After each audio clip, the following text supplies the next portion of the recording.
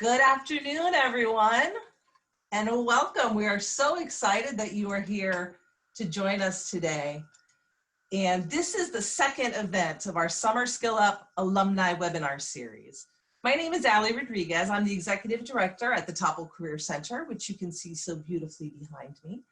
Topple and Development and Alumni Relations are proud to team up to provide this series, created to provide alums inspiration, motivation, and tangible advice from alumni experts in various fields of work. We appreciate you taking the time to join us today. It's going to be a Zoom you won't forget, I can promise you that. Our next webinar will be Career Positivity During Challenging Times on July 22nd. So we will be very happy if you would continue to join us. And we welcome back to those of you who may have joined us for the first session as well, which was 2 weeks ago. We ask that you please submit your questions at any time during this event. You can use the Q&A feature to do that at the bottom of your Zoom. And we'd love to get questions from our audience, so please feel free to do that at any time. We also ask today, we'll start off by having you take our poll. We'd like to get a sense of our audience today. So you will see that poll and go ahead and fill that out very quickly for us. Thank you all so much for doing that. We appreciate it.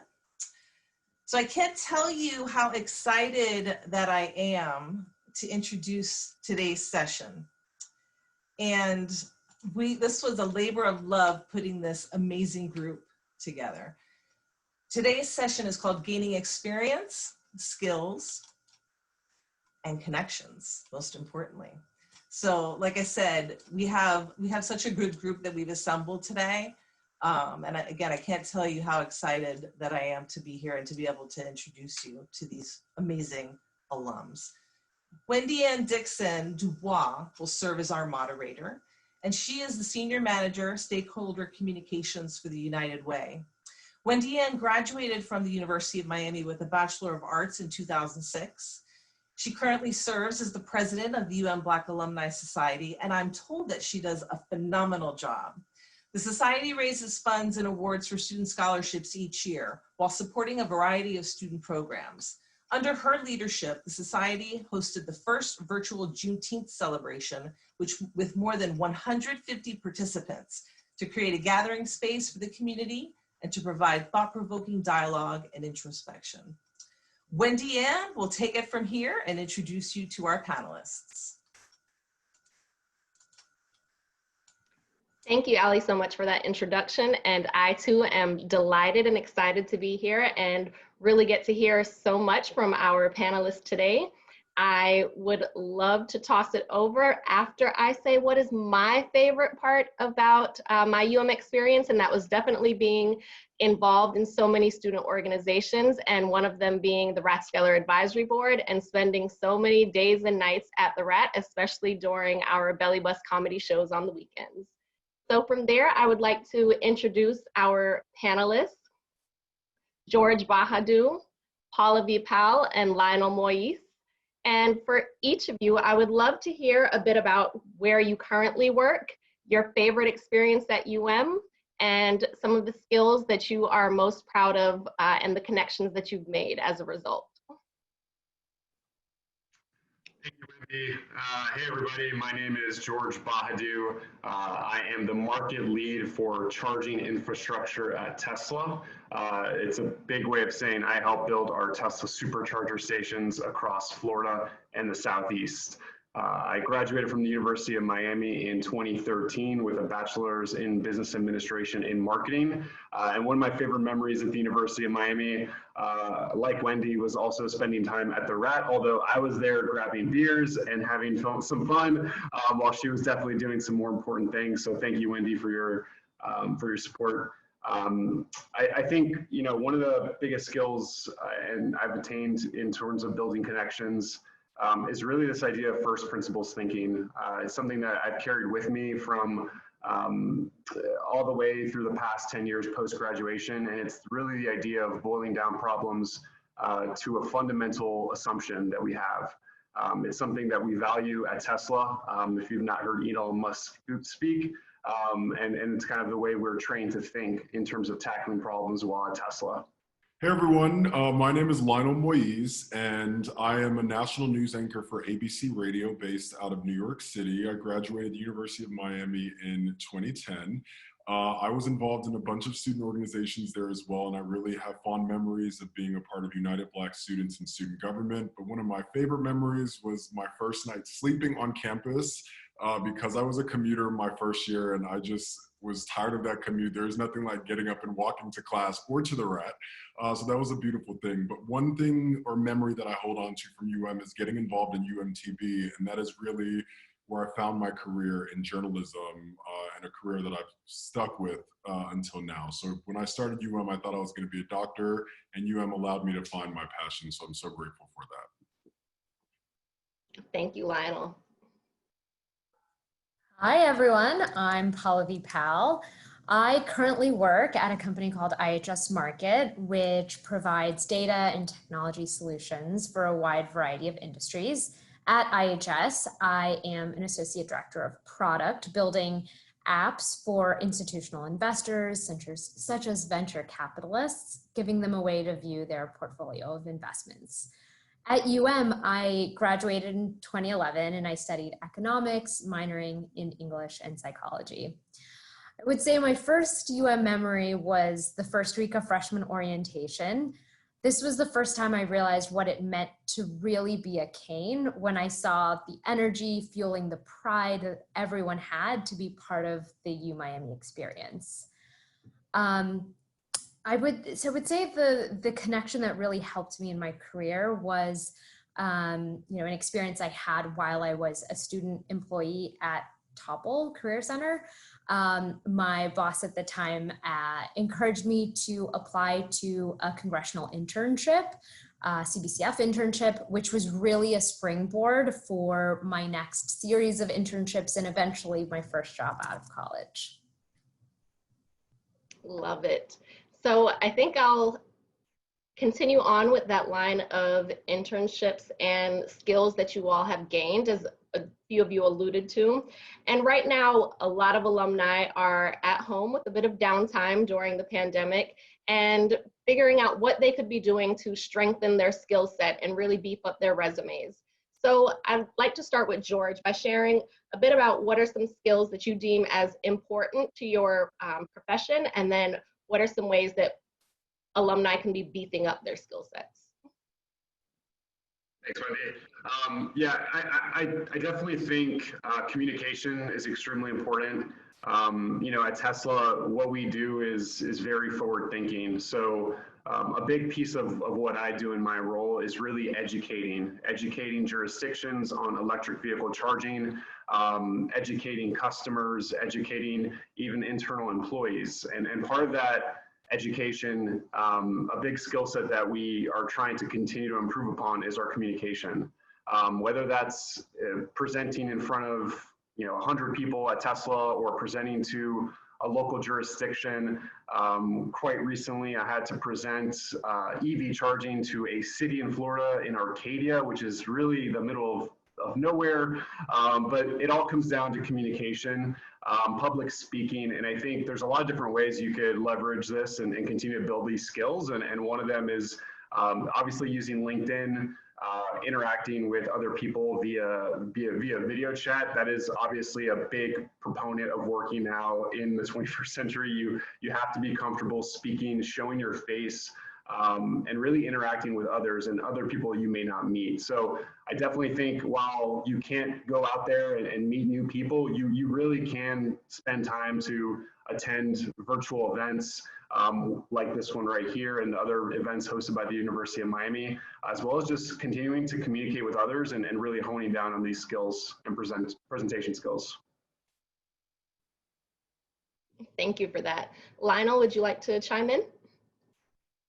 Yeah, so communication, I would definitely agree with George, but I think something that we have all learned the hard way as well in this pandemic and this time is being adaptable. And so although I'm a journalist and my job is communication, I was used to working out of a studio with people editing, and there was mic equipment and everything that we needed. And one day I went home to Miami of all places and was told never to return back into the studio because it wasn't safe. And so I had to learn how to edit and to be comfortable in front of Zoom and figuring out innovative ways. Like, people do not know that I'm taping the newscast under a blanket in my bedroom, trying to hide the sound of what's going on around me.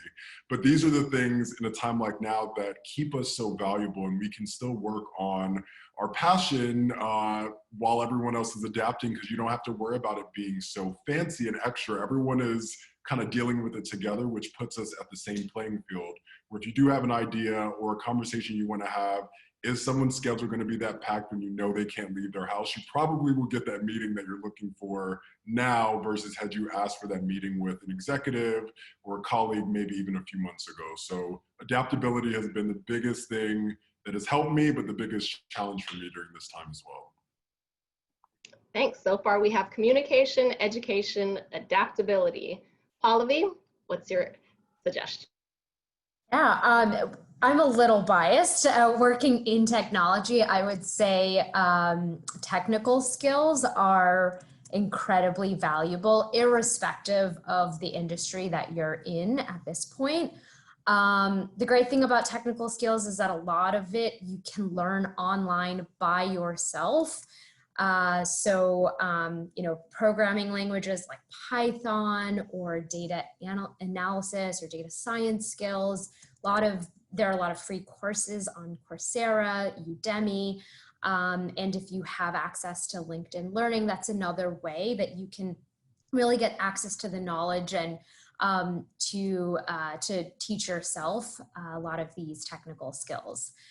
And, you know, I would also say once you learn the technical skills, a really good way to apply it to your job is looking at some of the manual tasks that you do, things that are repetitive, that are menial, and just using the skills that you've learned to turn that into something that's automated. So that way you no longer have to do it every single day. You provide efficiency to your boss and to your team. And it's now a new skill that you can talk about, you can add to your LinkedIn, to your resume, and you can talk about in conversations with a future recruiter or a hiring manager. Awesome. So we've heard communication, adaptability, education, and being flexible and looking into additional courses. So as Pallavi mentioned LinkedIn as an option, I'd love to hear a bit more from Lionel and George about additional skills, offerings, and courses and things that you suggest both within your industry or that would be applicable across industries.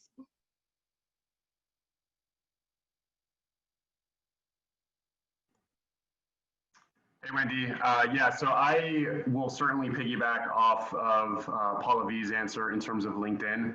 I think LinkedIn is an incredible resource and people rarely use it as a tool.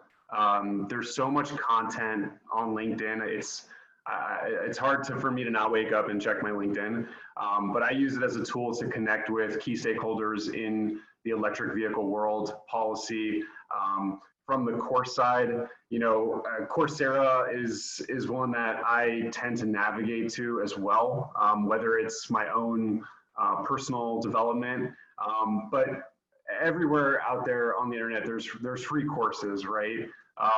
And rarely do we think about, wow, like this is like a free course that I could just use and gain skills. You know, a lot of times we think because there's no degree attached to it or, you know, there's no formal certification, it may not be worth the time, but it is. You know, these courses that are available to us online, people are spending their time to give us content that's going to help us professionally develop. So I do think Coursera is another good one. Khan Academy.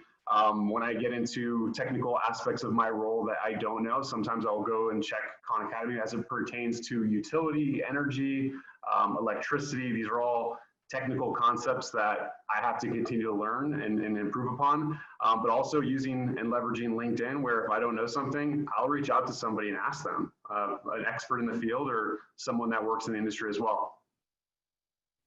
And to add to that, like, I think a lot of times when we think about career or professional development, we think it must only be on a career platform like LinkedIn. And I've learned so much just from watching other journalists or other friends and family of what they're doing on Instagram or Facebook or Twitter. And I think being present and active, it's such an easy time now where people are doing it. So Pallavi, you said, like, if you learn a new skill, you know, you can be an asset to your boss. Well, if you posted that new skill or that shortcut that you found, I may be able to apply it to my everyday work, or I may get inspiration even for story ideas or a way that I can tell a story. How am I getting up in the morning and consuming content that I like? And how can I hone in my skills to then give content that people would want in the same way? So I think just being aware that since we are all at home, we're all digital, which means we're all connected again in even more ways, and we can use that to learn from one another, or steal ideas in terms of inspiration. Don't steal someone's company, but if you like a way that someone is presenting an idea or they solve this problem, how can you apply it to your field or your day-to-day? And that's something that has been super useful for me, and lots of interviews I've gotten simply from sending an Instagram message like, hey, I saw that you did this, you built this item, like what is it about? Tell me more about it. And you'll be surprised how willing people are to help you learn when they know that you're inspired by what they're doing. Love that.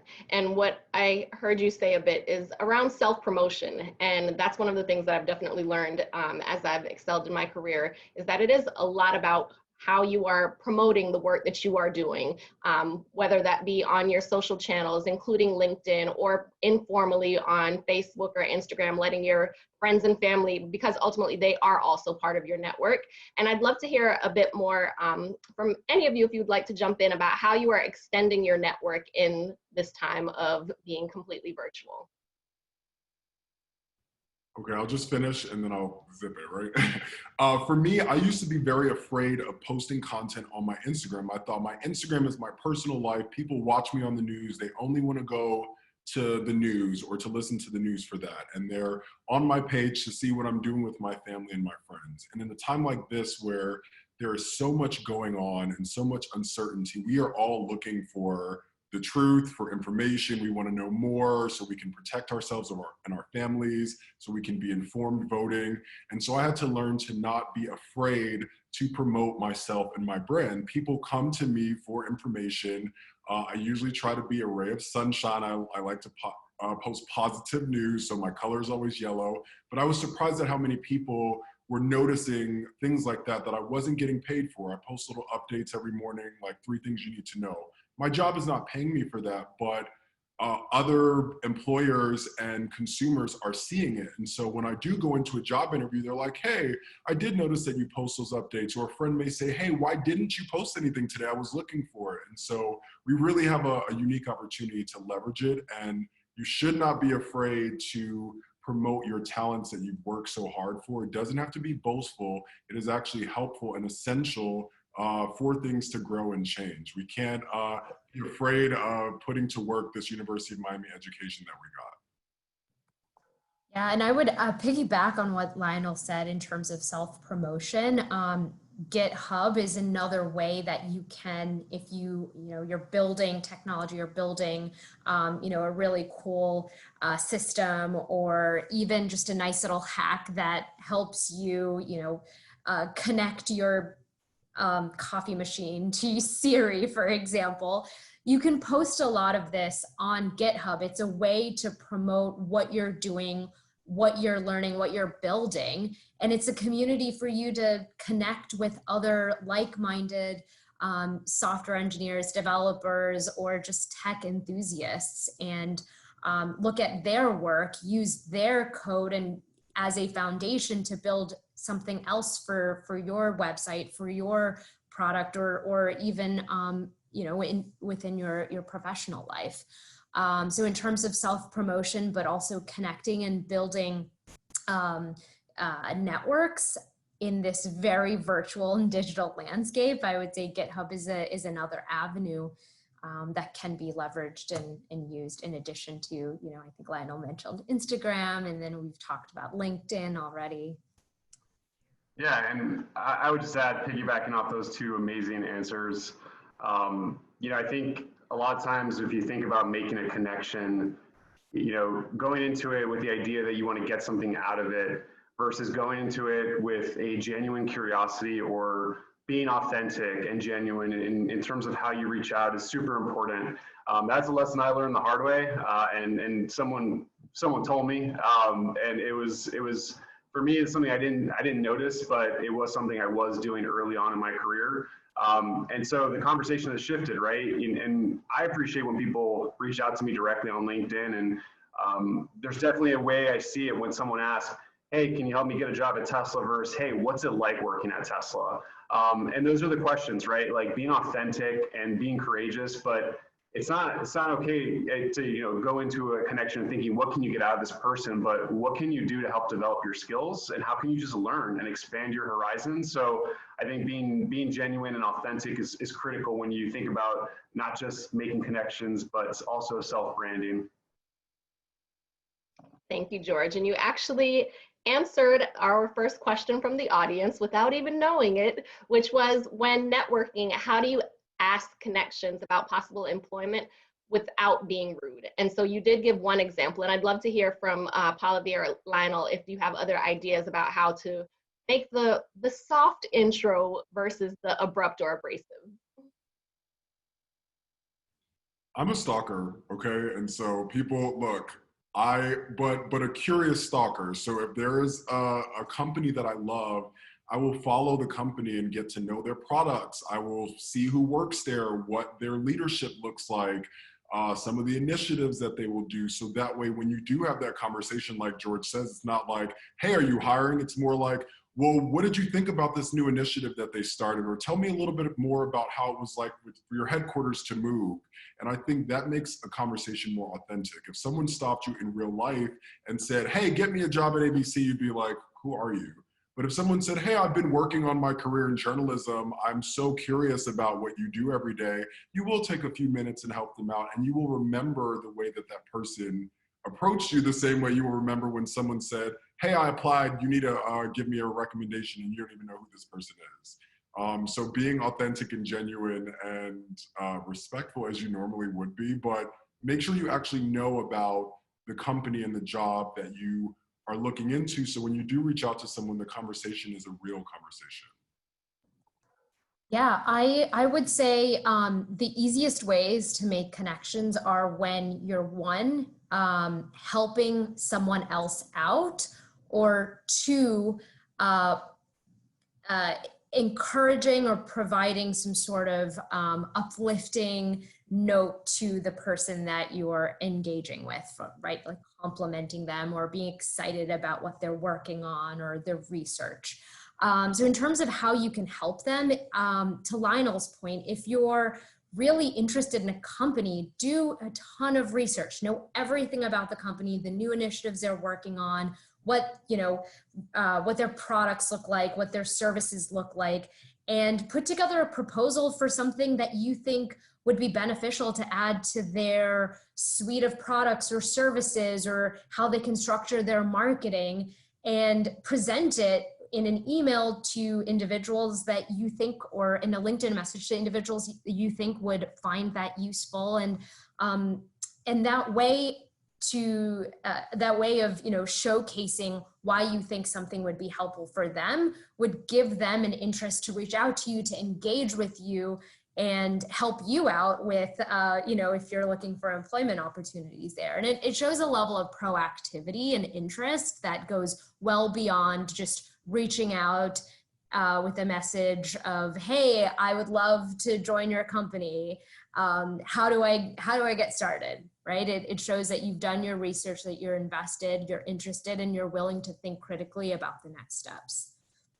Through an interview process, actually, I had someone send to me a prototype of what they thought the product could look like if we were to build a new set of features. And that, to me, was that level of interest, enthusiasm, and just proactivity put this particular candidate at another level way beyond his peers. So that's just an example of, in real life, how I've seen that come to fruition. And I think it would be beneficial in almost any industry.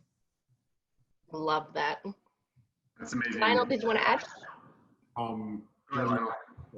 We're so excited about this topic. I think this is relevant even when you are in a career now. And I think you have to think about that even when you're thinking of your next step or you're trying to transition into another role. Are you going to write the CEO and say, give me a promotion? Or are you going to do some work and rethink how a process can be done? Or, you know, when I got to ABC, I was a freelancer and I really wanted to be doing more correspondent work. So I pitched an idea of a podcast. They didn't give me my own podcast, but they allowed me to start reporting for their podcast, which is allowing me to then grow that skill. And if there is an idea for a podcast that comes up, maybe my name would come up then. But it wasn't like, hey, I deserve all of this. It was kind of like, I'm curious. I'm letting you know that I'm interested in it, but you're seeing my curiosity and the work that I'm willing to put in by sending you that prototype or giving a suggestion for something. So I think when you're looking for a job or you're in one looking for the next step, they're both relevant. Yeah, that's actually a great point. And I was just going to piggyback off both answers. It's funny, this skill set, right, of making connections, even within a big company, it's so important. Networking, like you think of networking as trying to get, you know, progress your career, but even within a company like Tesla, like I'm constantly networking every single day. I'm meeting new people from different departments. I'm meeting people from within my department that work in a different region or a different country. And that's still same soft approach of being genuinely curious. And that's why I do it. There is an inherent value of building that name because at the end of the day, I firmly believe success in your career comes down to your performance, your image, but more importantly, your exposure. So I always try to get my name out there, but again, it's not I'm going to get my name out there so I can get a promotion. It's to really build my network of not only external Tesla employees, but internally with your team, because you'll find that even once you get to a large company, you're constantly trying to make connections. And, you know, whether it's pitching a big idea or getting your idea to the right person or working collaboratively with a team to build something creative and innovative, you're constantly in a state of like building connections and networking, which is really cool that it goes just beyond finding a great role. It's a skill set that will last you through your career. George, I'm going to keep going with you because you are on a roll. And something that you referenced was making the connections even within the industry that you are in and the company that you are at now. But for those who are looking to maybe try something new or switch careers, you started UShadow at University of Miami. Can you tell us a bit about how that got started and how you see that being a valuable tool or way to go about learning about additional industries? Yeah, so UShadow was a really great experience. Like Lionel, I attended the University of Miami and with an interest of pursuing a career in medicine. A lot of people do, right? I was on the medical track until I went to my first biology class and within 10 minutes walked out and said, I'm not doing this. It wasn't anything against biology, but to me, it was so theoretical that it was outside the scope of what I wanted to do. From there, I majored in psychology, thinking, hey, I want to work in psychology. From there, I landed in business. So I bounced around a little bit, and I was confused as to what I really wanted to do. That confusion still existed, like even 10 years after I graduated from UM, and it wasn't until like 10 years later I found what I really love. So it's okay to be confused and still be in a role that you may not be fully happy, but you're working towards, and you're taking your learnings from them. UShadow was really the point in which I was like, hey, I don't even know what I want to do, and I don't want to spend 6 months on an internship trying to figure out what I wanted to do. I want to make it more of a condensed kind of experience to better understand a particular field, learn from a professional in a different field, and really just expand to understand like what these people actually do. Like, what does an accountant do every single day? Like, show me. Can you like walk me through your day? So that's really how I got it started, and I worked obviously with the Topple Career Center, and they were super supportive. Thank you, Ali and Christian Garcia. And to see that it's still around today is obviously really cool to see. But for me, I shadowed someone in wealth management, it was funny. And at the time, I was genuinely curious in terms of like that career option. And I ended up working for them for about a year. So it led me down a path that led me down this other path in working for a corporate bond trading platform startup. But all these different events kind of led me to this point in my life. So I'd say Youth Shadow is really to help inspire people just to expand their horizons. I definitely recommend doing it. It's just a day you get to learn from a professional, ask questions that are very intimate, which for me was a really cool thing to do. Thank you for that. And so while shadowing can be more of a short-term thing and internships are more of a mid to long-term, but really before diving fully into an occupation, would any of you like to speak a bit about internships and how that has led you to where you are now? I think internships, while we sometimes, I mean, there's been a push to pay interns, so I'm glad that they are getting compensated. We sometimes can look at it as free labor. To me, I see it as free education. So the amount of money that we spend for one course at the University of Miami or any university, for you to get an opportunity to be in that field and shadow that person professionally is invaluable to either know whether you want to do something and be inspired or to know that you do not. And so similar to George, I needed to intern and volunteer at the hospital to know that I don't like blood and guts and that I don't want to help people in that way. And so that was very valuable for me to know that it was time to change my major.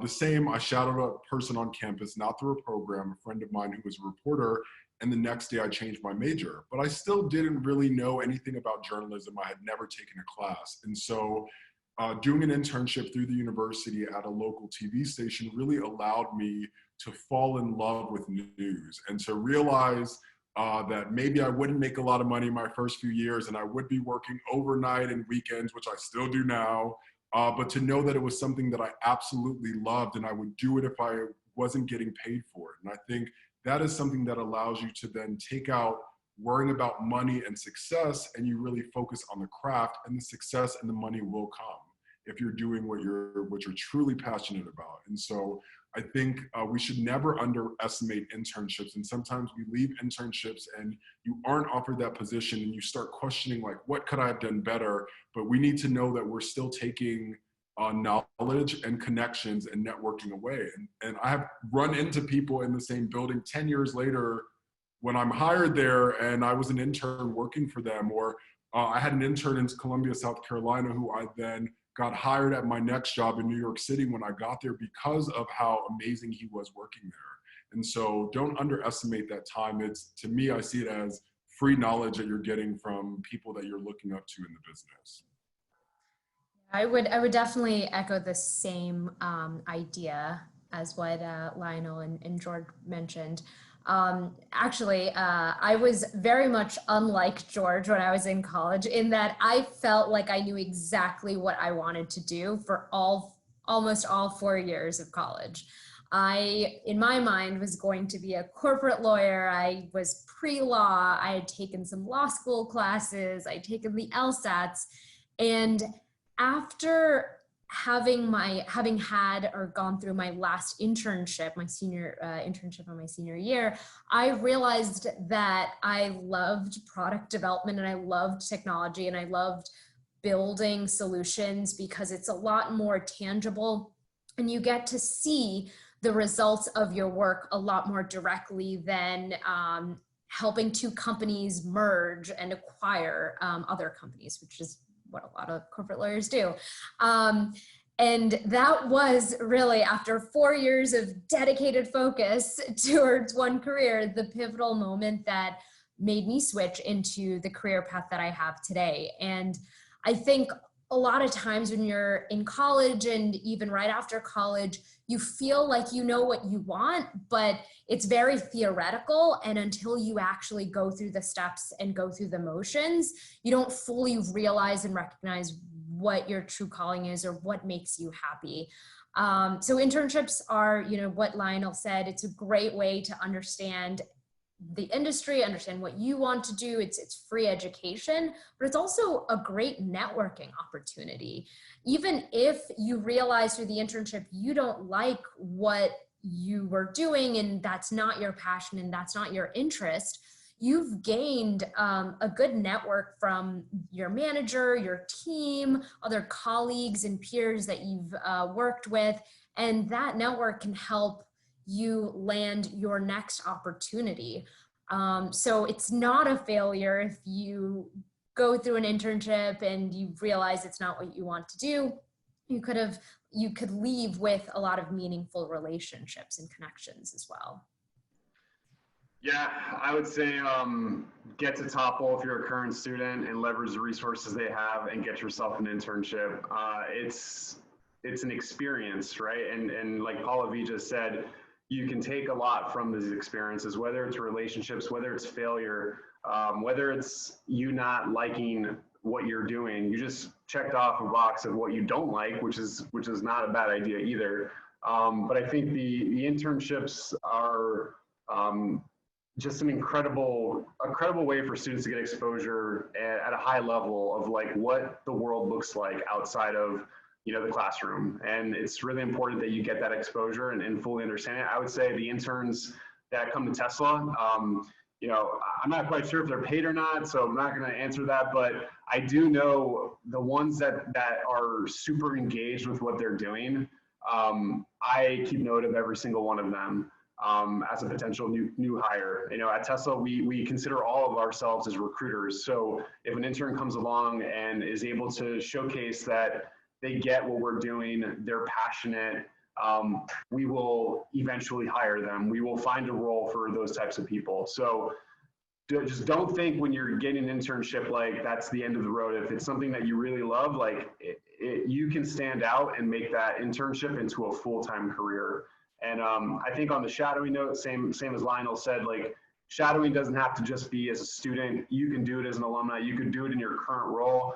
Pre-COVID, I shadowed a service advisor at Tesla, and it was really just like, I was genuinely curious what they do. I spent a day with him. He thought it was really weird. He's like, why are you doing this? You're in charging. You're in like a much cooler position. I'm like, man, this to me is super awesome what you get to do.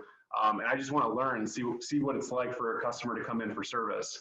So, again, these skill sets that we're talking about extend beyond just finding a job. It's continuing to build your career, which is obviously really important. Thank you. And I want to echo that as well. At United Way Worldwide, prior to COVID, we had actually switched all of our internships for the summer to remote and virtual. So that way students, no matter where they are, would be able to participate. And I've observed a number of companies have also transitioned to that, which is fantastic. So regardless of what's going on in the world around us, there's still an opportunity to get that experience.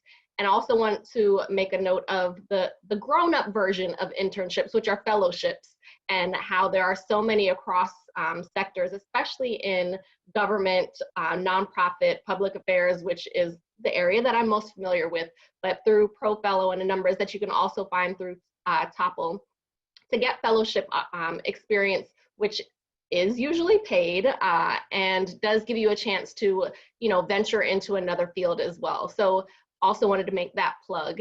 And at this point, pivot a bit to talk about how not just the opportunities, but the people that we connect with while in those opportunities and what type of role that they have had and that you continue to have in making connections with new people, with fellow Canes, and with your networks overall. So I'd love to start with Lionel about making connections with alumni, whether it be in the city that you're technically in right now in Miami or in New York, and how has that been advantageous for you? One cool thing about is there are just so many people from so many different places with so many different interests. And so as you start getting years away from graduation, you start noticing the dreams or the work that people were putting in continue to grow. And so whenever there's an opportunity, even for an interview, or I'm looking for a teacher or someone in a field, I think like, is there someone that I know that I went to school with or that I worked with? Can I call them?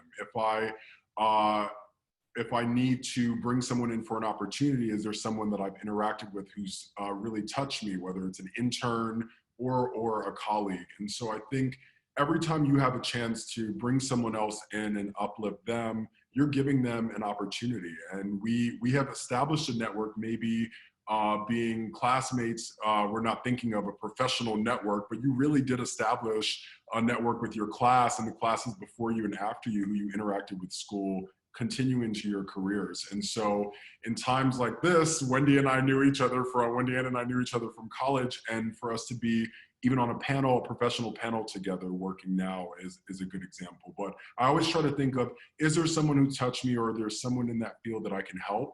And so that way, when also not for getting help in return, but if there's ever something I need, or I'm working on a story and I just don't really understand what this means for public policy, I know that there's someone that I can call and get information on that about. And so I think it's really important to keep those connections, even when you don't need anything. But for me, it's more important to open the door for others behind you, because you're allowing them to establish connections as well by you bringing them into the room and into the conversation. And those people may also be doing the same for you later on. Don't underestimate the growth that people can have. As I've said, I've worked with former interns in multiple positions where they're then my producer telling me what I should be saying. And it was important for me to open the door for them. And we have such a big connection. I mean, from any field you can think of, there's a Kane either working in it. Any country you can think of, there is a University of Miami Alumni Association there. And those connections really can be essential in moving forward.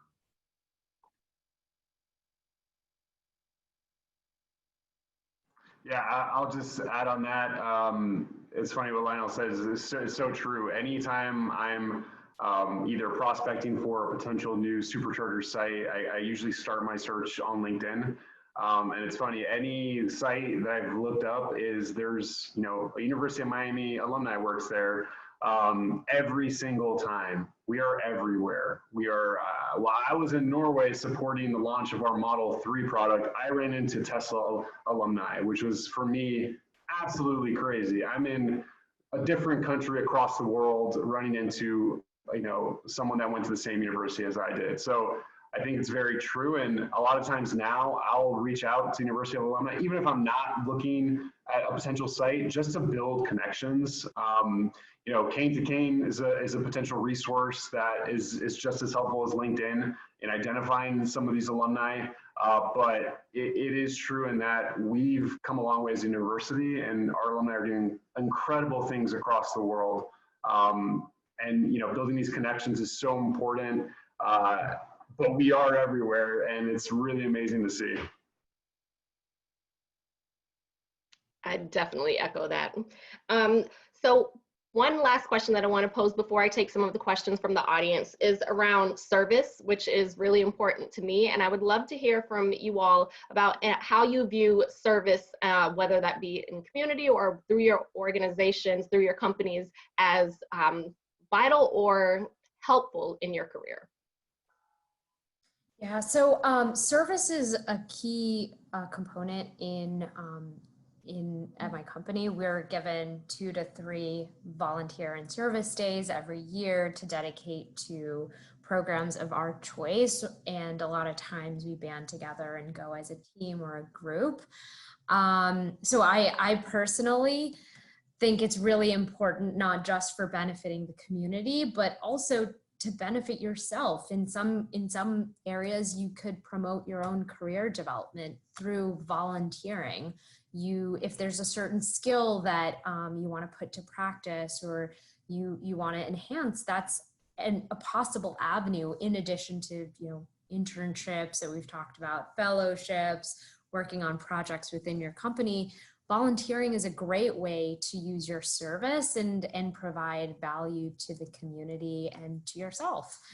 I personally like giving back to the programs that helped me get to where I am. So one particular program is SEO. It allowed me to get the internship that really was a catalyst to my career. So really getting that first product development internship. So now I want to give back to them in the way that they were able to give back to me, and specifically helping out with their high school program and mentoring high school students from low-income families, giving them a way to understand what their options are in college and post-college. But I think service is incredibly important in so many different ways. Yeah, I 100% agree. I'd say at Tesla, it's not easy. We're a very interesting brand, and if you haven't noticed, we don't advertise. We don't have a very robust communications department.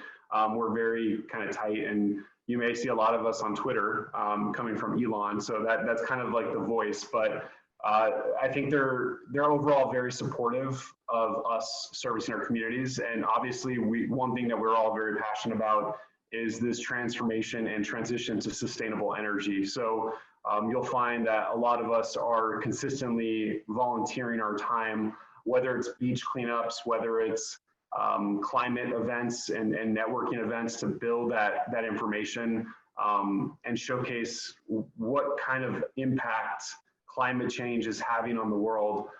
That's obviously the sweet spot for us, but I think servicing in your communities it's not just a way to network and give back, but it's also for you. I think it helps kind of balance that career development, right? So like you're always set on working and going at it and getting to the next spot, but I think when you service your community, you take a step back and you realize that some are not as fortunate as you are.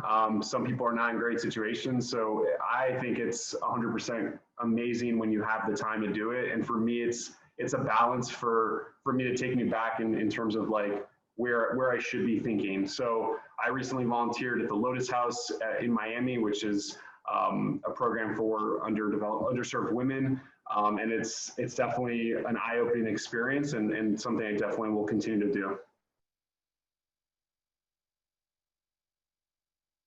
I think for me, service, I look at it as a duty that we have. So we are given these opportunities to work for these companies or these organizations, and we expect the public to support the company and these organizations. We should equally expect ourselves to use these positions to change the communities that we are trying to be a part of. And so something like George mentioned with Tesla, like, yes, they have these dope products and everyone loves to have the car, but they're equally invested in the community and the earth that we're in. And I think that has to go far beyond work mandated service and us figuring out ways in our work to put service through it. So when the COVID pandemic started, we started noticing there was a big disparity in race in the people who were affected. And we started pushing to cover these stories more so that way information would get out to the community so we could protect ourselves. And that is, I equally want you to watch when I'm covering Beyonce at Coachella, but I know that since I have your eyes and I have a voice, I have to use that voice. And sometimes using that voice in meetings, even if the public doesn't know that you're bringing up these issues in the community, it still can have an impact. And I think we're noticing a shift in the way that our country views things now, and people are stepping up and using their voice. And we have to keep that same energy all the time. We all have something that we can give or a way that we can use even a for-profit company to make a positive difference even while making those profits. And I think it's important for us to always think of it, to think of the stories that you're covering, the products that you're pitching, the marketing campaigns that are going out. All of this really does matter, and something so small can have a really big impact on the community. Thank you all for touching on all of that. As someone who has spent her entire career working in public service, I wholeheartedly appreciate and value. And if you are looking for service opportunities, I'm going to plug unitedway.org/volunteer as a place to get started, whether that be on an individual level or with your corporation or organization. And I'd like to, as we are closing out on time, take a couple questions from the audience, the most recent of which is, in this time of COVID, everybody's industry has probably changed and adapted just a bit. We've heard that Lionel's under the covers recording his news segments, but Pallavi, can you tell us how COVID has impacted your industry at all? Yeah, so I work in tech. A lot of tech workers are able to work remotely. We use a lot of video conferencing apps and chats, so Teams, Slack. It's fairly easy to do work and connect with employees remotely. I would say for the most part, tech has remained fairly stable outside of startups and newer initiatives that may need more funding. And so, that's where you see the tech industry getting hard hit. In terms of your role as well, I do think there are certain types of roles that have been more negatively impacted than others. For example, in the tech industry, engineers, developers, designers, product tends to be more stable and routinely in need. And so I've seen just in general a more stable hiring processes and around that. And I would echo that that's the same for my specific company. We're still looking to grow and to build and to expand. So I haven't necessarily seen as much impact, but there are other industries in tech that are a little bit more impacted. So travel tech, for example, tech around transportation. So if we think of like e-scooters and other types of technology that might extend, public transportation efforts. So I think depending on where you sit and what types of applications you look to support, that might affect you differently across different industries. The good thing is tech is tech, so a lot of times you can switch out of maybe travel tech and into education tech or into video conferencing technology like Zoom or Slack to if you are in that industry that was more negatively impacted.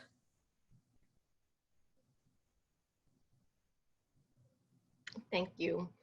And last, I think we'll close on this question that came from the audience, which is, what's the best piece of professional advice you've ever been given?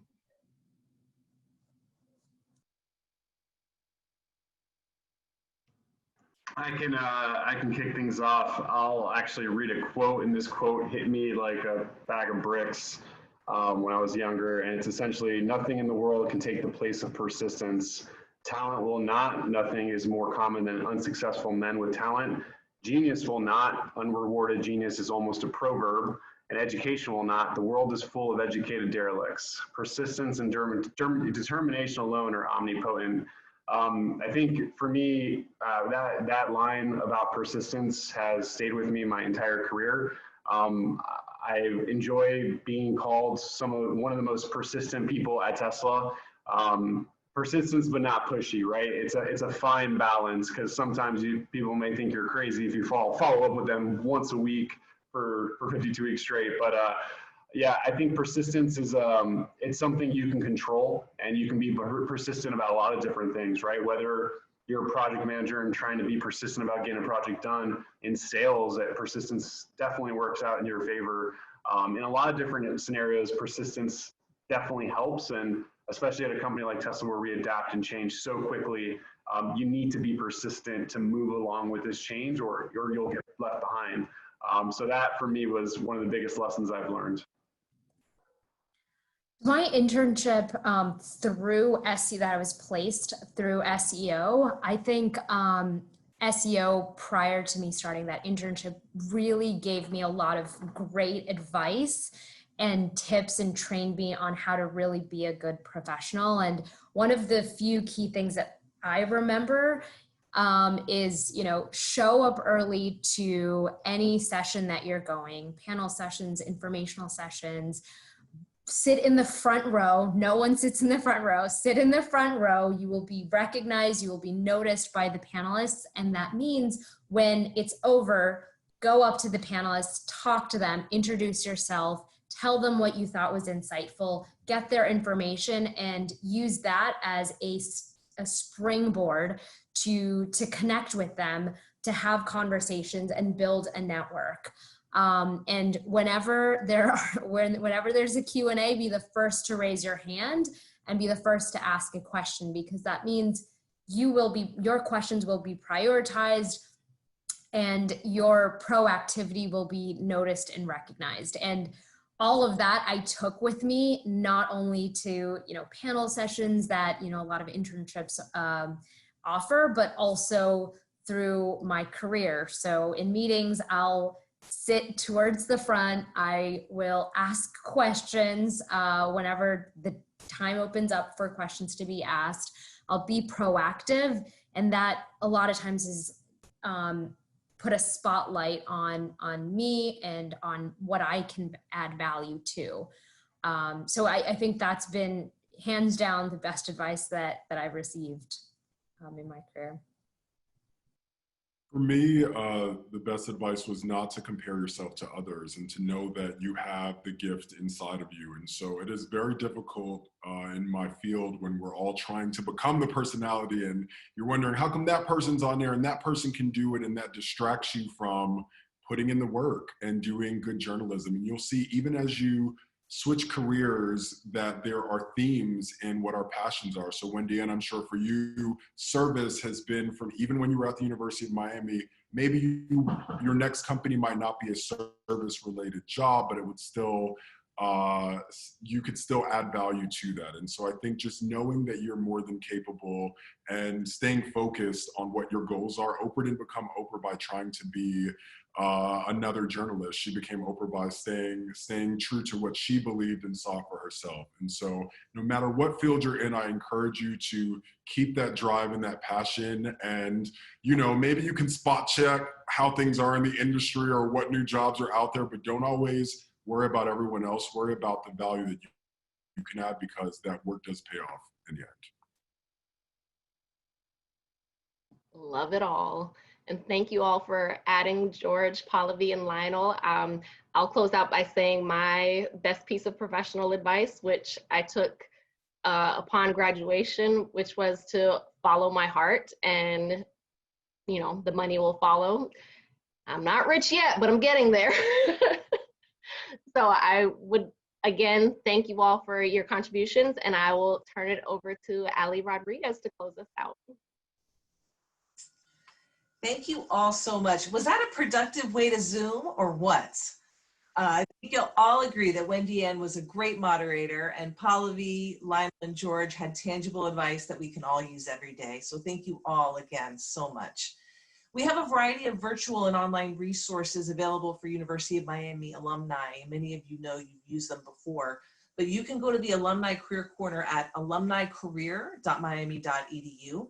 And on this portal, you'll find resources, blogs, featured jobs, our mentoring platform, Cane to Cane, and so much more. You can spend hours at that portal and get some really great information. So we had touched on U-Shadow. Know that that program is for current students. So if you're an alum and want to serve as a U-Shadow host, you can definitely do that. If you're an alum who wants to connect with other alums for potential, again, connection opportunities, Cane to Cane is the way to go. So you can see other alums, you can make connections, and you can register today at canetocane.miami.edu. Final plug for a platform called Handshake. It's a great resource. It provides alums the opportunity to follow employers, apply for jobs, and much, much more. So I'd like to announce our 2 subsequent sessions for our summer skill up: Career Positivity During Challenging Times, which will be on July 22nd, and Lessons Learned from the Great Recession, which will be on August 5th. So if you enjoyed tonight's session, and I know you did, go ahead and register for those as soon as you can. So I'm going to ask everyone now, our moderator and panelists, to throw up the U and go Canes.